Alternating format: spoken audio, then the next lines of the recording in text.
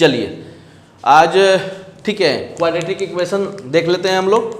ठीक है, तो देखिए क्वाड्रेटिक इक्वेशन का जो पोलिनोमियल में हम लोग पढ़ चुके थे, ठीक है, तो उसी जैसा फॉर्मेट जो हमारा रहता है, जैसे ax² plus bx plus c equal to 0, ठीक है, तो उसमें हम लोग देखते थे कि ठीक है ये दोनों जो है यानी ये पार्ट और ये पार्ट, ये दोनों का क्या जाता था मल्टीप्लाई, और उसको इस भाग में दो पार्ट में डिवाइड किया जाता था ताकि उसका ऐड करें या सब्ट्रैक्ट करें तो हमें ये पार्ट जो है ठीक है आ जाना चाहिए, तो ये चीज किया जाता था।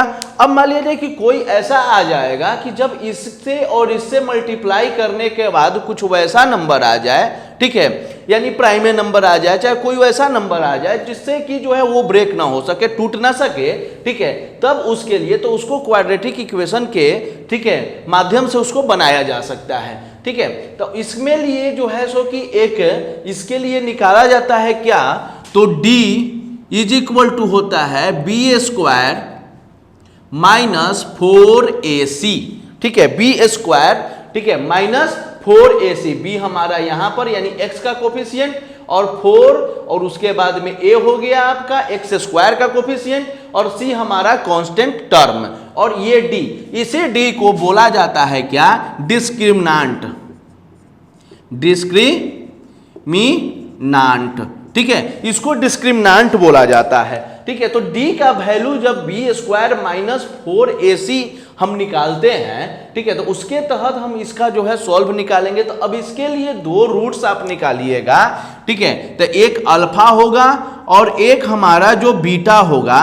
तो इसमें देखिए अल्फा बराबर क्या होता है, ठीक है, minus b plus minus root under d divided by 2a, ठीक है, तो ये जो है सो कि डिस्क्रिमिनेंट नहीं, एक जो है हमारा रूट बड़ा इक्वल टू होता है, रूट इक्वल टू क्या होता है, minus b plus minus root under d by 2a। तो इसी के तहत जो है दो आएगा, यानी एक बार प्लस और एक बार माइनस, तो यहां पर दो रूट आपको निकालना है, एक अल्फा और एक बीटा।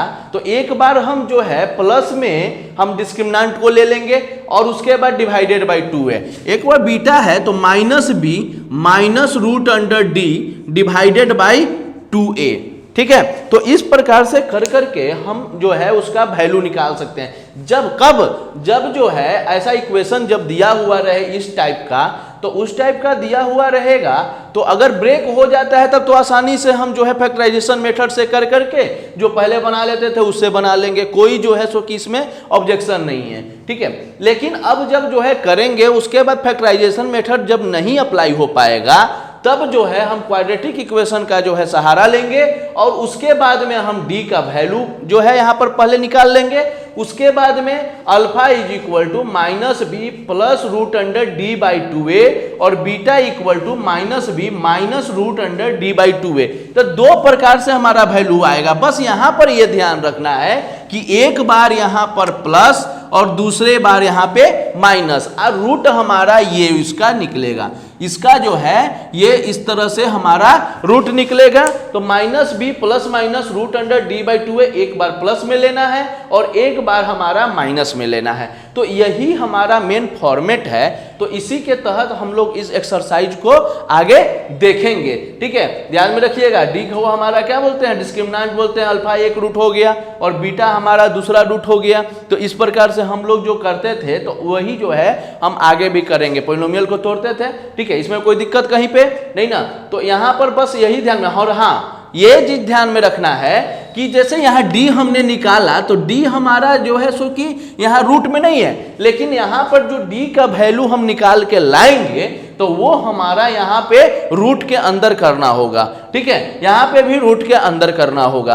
और उसके बाद में उसमें से दो में से जो जानते ही हैं, ठीक है, कि एक बाहर निकाला जाता है। तो इस प्रकार से हम इसको वैल्यू को फाइंड आउट करेंगे, ठीक है। तो अब आगे जो है सो कि एक्सरसाइज की ओर हम बढ़ते हैं। बाकी इतना ही कुछ है, अब आगे का मेथड हम जो है अप्लाई इसको करेंगे एक्सरसाइज से, ठीक है। तो पहले तब तक ले इतना आप लोग लिख लीजिए, ठीक है, कोई तरह का दिक्कत नहीं।